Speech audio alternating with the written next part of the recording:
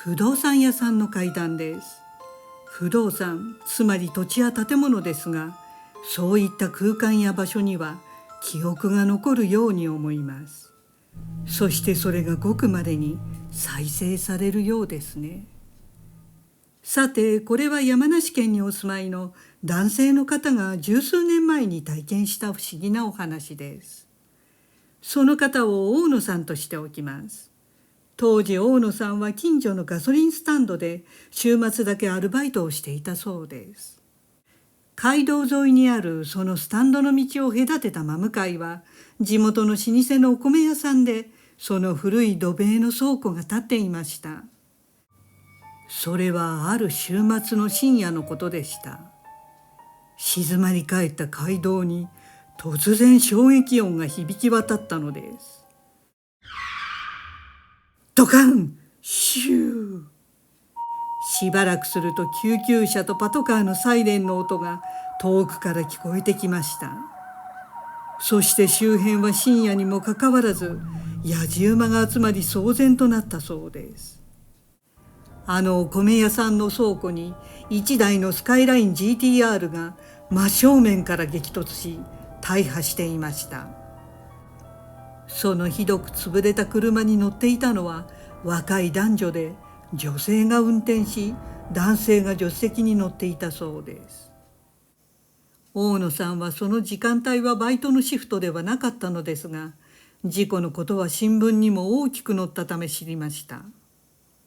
男女は街道手前にある赤の点滅の信号も無視してスピードを緩めることなく土塀に突っ込んだということで、倉庫には大きな穴がぽっかり開いてしまったそうです。その事故からちょうど10日後、大野さんは朝からバイトのシフトでスタンドに入りました。大野さんは早速真向かいのお米屋さんの倉庫に開いた大きな穴を見て事故の凄まじさを実感しました。するとスタンドのマネージャーがタオルを畳みながら大野さんに事故はすごかったらしいよと話しかけてきました。飲酒運転だったらしく、スカイラインは横転して倉庫に突っ込んだということでした。土塀の割り竹とわらしさがむき出しになった穴の向こうは真っ暗な暗闇で、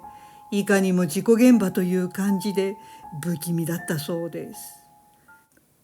その倉庫はそもそもお米ではなく炭やプロパンガスのボンベがしまってあるそうで、フォークリフトで出し入れして倉庫の隣の店舗から従業員が軽トラックに乗せていたということでした。このお米屋さんの配達トラックや社長従業員の車は大野さんのいるスタンドでいつも給油やオイル交換をしていました。その日、そのお米屋さんの配達の軽トラックがスタンドに入ってきたそうです。マネージャーが対応し、売掛カードを使って軽油を給油していました。その最中、大野さんは運転手から灰皿を受け取り、洗って返したそうです。そして大野さんが、さて次に入店した車の対応をしようと思った時でした。突然、キャーという悲鳴が聞こえ、ぐっしゃんというものすごい衝撃音が響き渡りました。その場にいた全員が驚愕したそうです。それは紛れもなく女性の悲鳴と車の衝突音でした。マネージャーは何事かと慌ててどこから聞こえたのかキョロキョロと見回していました。お米屋さんの配達トラックの運転手もすぐ窓を開けて「なんだ今のは!」と叫びました。大野さんもすぐ周りを見渡したのですが、何も変わったことが起きていないことにさらに驚きました。少し落ち着くとマネージャーが「今の女の声は何だったんだよ」と言い出しました。するとトラックの運転手も「悲鳴が聞こえたと思ったらえらい音したけどスタンドの燃料が爆発したのかと思ったよ」と言いました。結局誰も悲鳴と爆音の正体は分かりませんでした。そしてなぜかその場にいた全員が10日前に起きた事故の現場の方を見たそうです。その真向かいのぽっかり穴が開いた倉庫の前には、気がつくと花束が水の入った缶に入れられて置かれていました。すると風もなく振動もないのに、その花束が急に一人でにバタンと缶ごと倒れ、中の水がこぼれて街道に花が投げ出されたということでした。その散らばった花を路線バスのタイヤが踏んでいきました。そして間もなく大野さんたちはスカイライン GTR に乗っていた男女が亡くなったらしいと聞きました。大野さんは自分たちが聞いた悲鳴と爆音はこの場所の持つ事故の記憶が再現されたものではないかと思うそうです。実際の事故が起きた瞬間は衝撃音は近所に響き渡りましたが、誰も女性の悲鳴は聞いていませんでした。おそらく大野さんたちが聞いた悲鳴は運転していた女性の断末魔の声だったのかもしれません。大野さんは今でも体が潰される時に出たような女性の悲鳴を思い出すと体が震え上がるそうです。